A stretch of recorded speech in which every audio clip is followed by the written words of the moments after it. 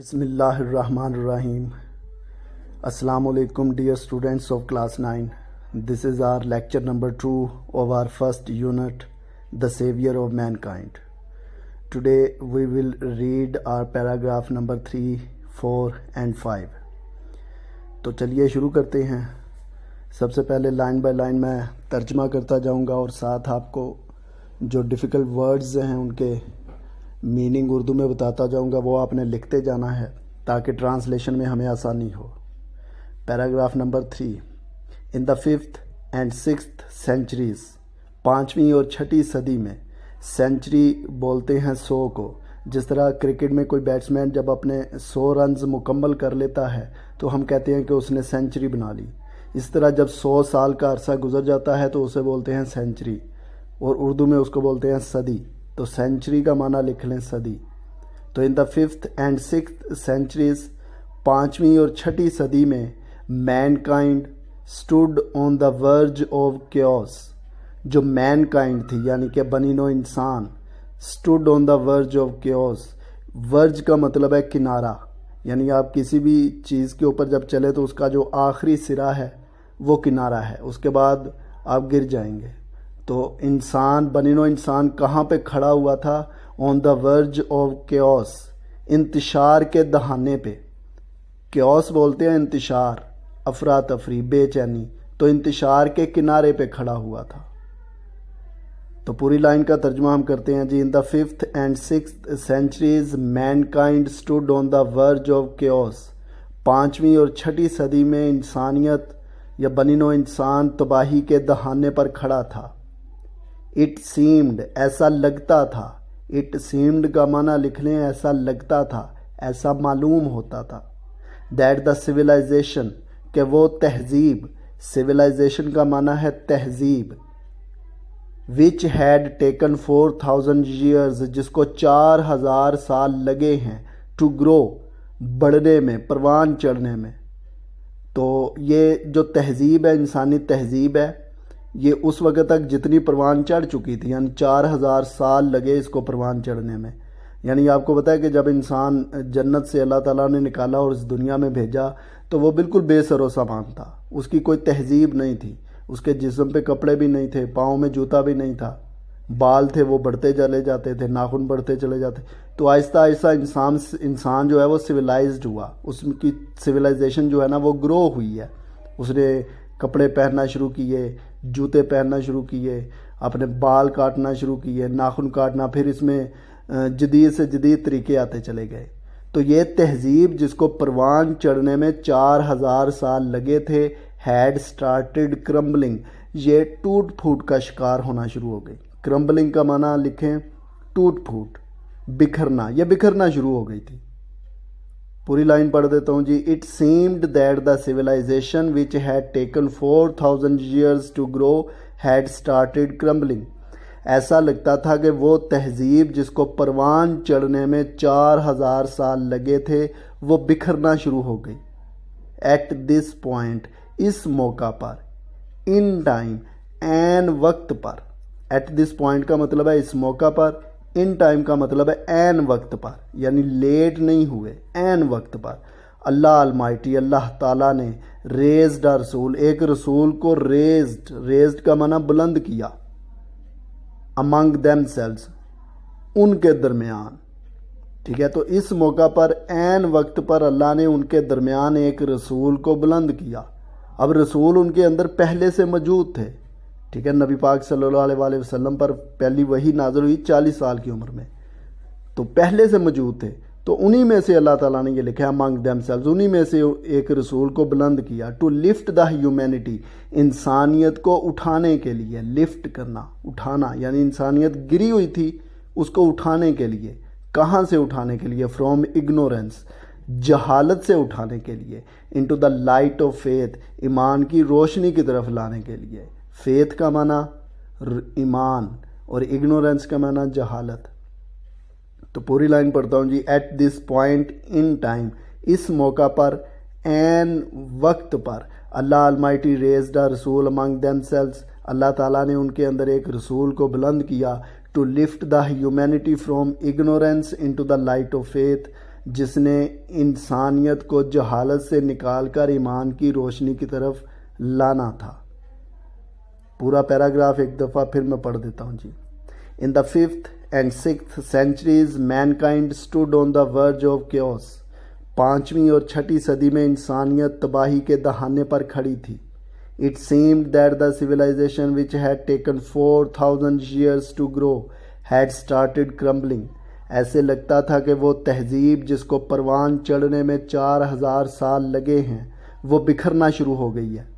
At this point، اس موقع پر، in time، عین وقت پر، اللہ Almighty raised a رسول among themselves.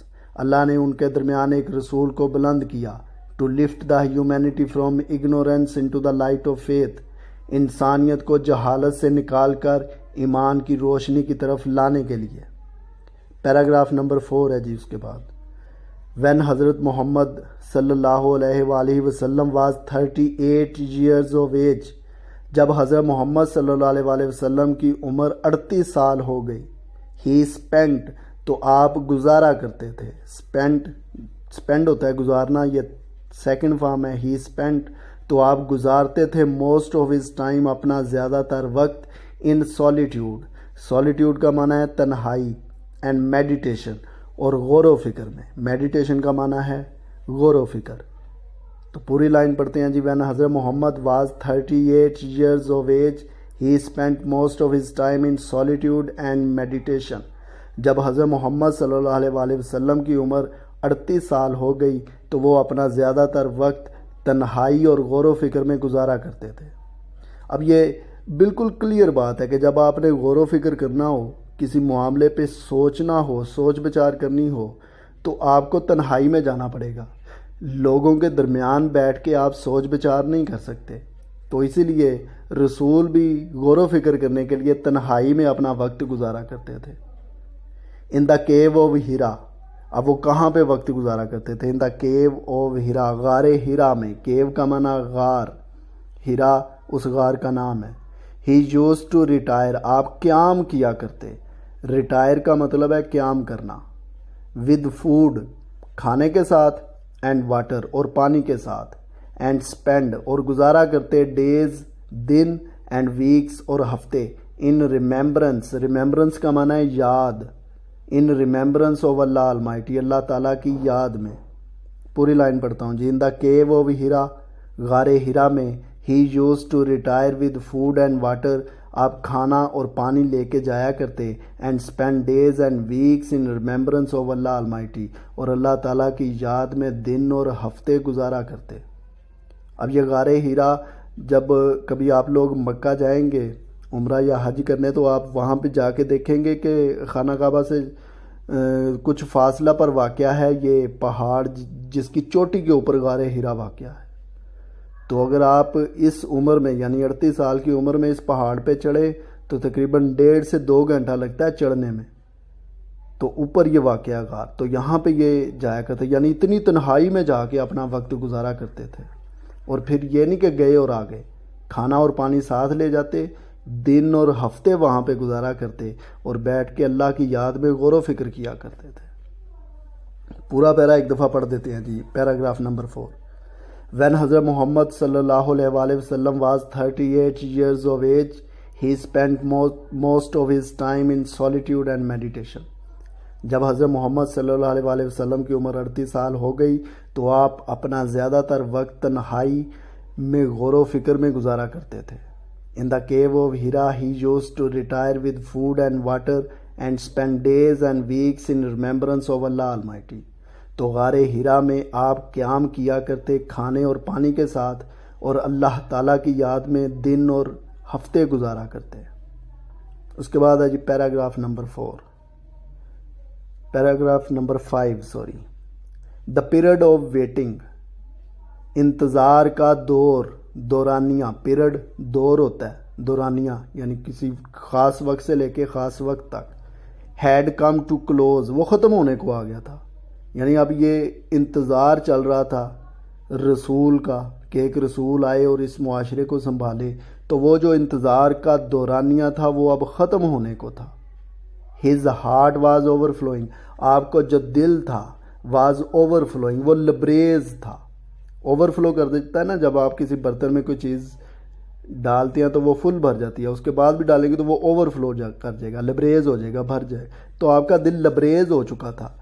ود پروفاؤنڈ، گہری، پروفاؤنڈ کا معنی ہے گہری، کمپیشن کا معنی ہے ہمدردی، فار ہیومینٹی.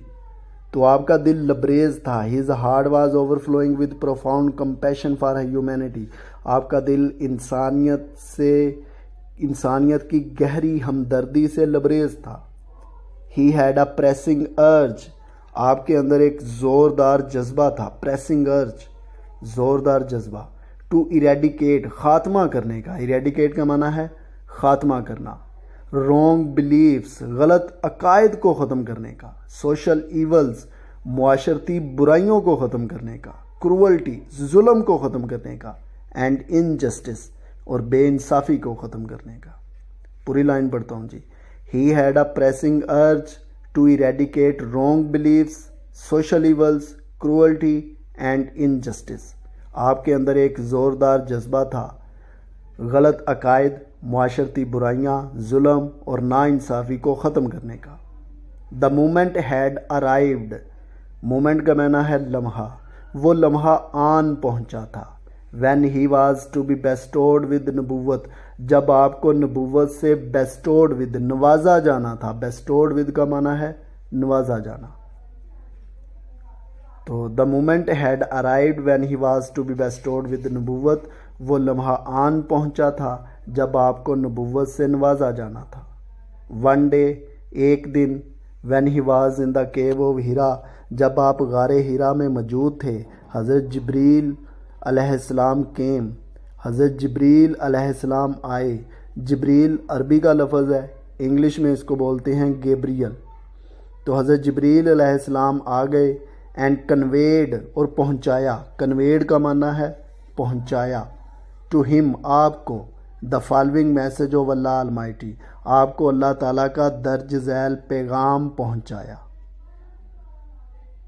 تو پوری لائن پڑھتا ہوں جی. ون ڈے، ایک دن. When he was in the cave of Hira, جب آپ غار ہیرا میں تھے. حضرت جبریل علیہ السلام کیم، حضرت جبریل علیہ السلام آ گئے. اینڈ کنویڈ ٹو ہم دا following message of Allah almighty, اور آپ کو اللہ تعالیٰ کا درج ذیل پیغام پہنچایا. پیراگراف نمبر 5 دوبارہ سے پڑھتا ہوں جی. The period of waiting had come to close, انتظار کا دورانیہ ختم ہونے کو تھا. His heart was overflowing with profound compassion for humanity, آپ کا دل انسانیت کی گہری ہمدردی سے لبریز تھا. He had a pressing urge to eradicate wrong beliefs, social evils, cruelty and injustice, آپ کے اندر ایک زوردار جذبہ تھا غلط عقائد، معاشرتی برائیاں، ظلم اور ناانصافی کو ختم کرنے کا. دا مومنٹ ہیڈ ارائیوڈ، وہ لمحہ آن پہنچا تھا. When he was to be bestowed with نبوت، جب آپ کو نبوت سے نوازا جانا تھا. ون ڈے، ایک دن. When he was in the cave of Hira, جب آپ غار ہیرا میں موجود تھے. حضرت جبریل علیہ السلام کیم، حضرت جبریل علیہ السلام آئے. اینڈ کنویڈ ٹو ہم، اور آپ کو پہنچایا. The following message of Allah Almighty, اللہ تعالیٰ کا درج ذیل پیغام پہنچایا. اب حضرت جبریل علیہ السلام نے وہ پیغام کیا پہنچایا، یہ ہم اپنے نیکسٹ لیکچر میں پڑھیں گے، اور اس کے ساتھ پیراگراف نمبر 6، 7 اور 8.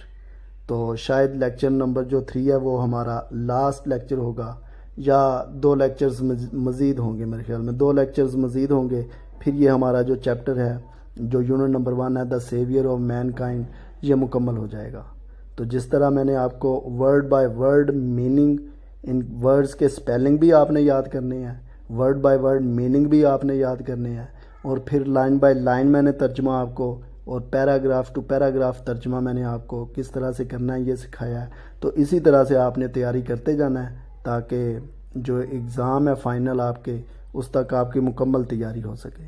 تو نیکسٹ لیکچر تک اپنا خیال رکھیے گا، اچھے سے تیاری کیجیے. اللہ حافظ.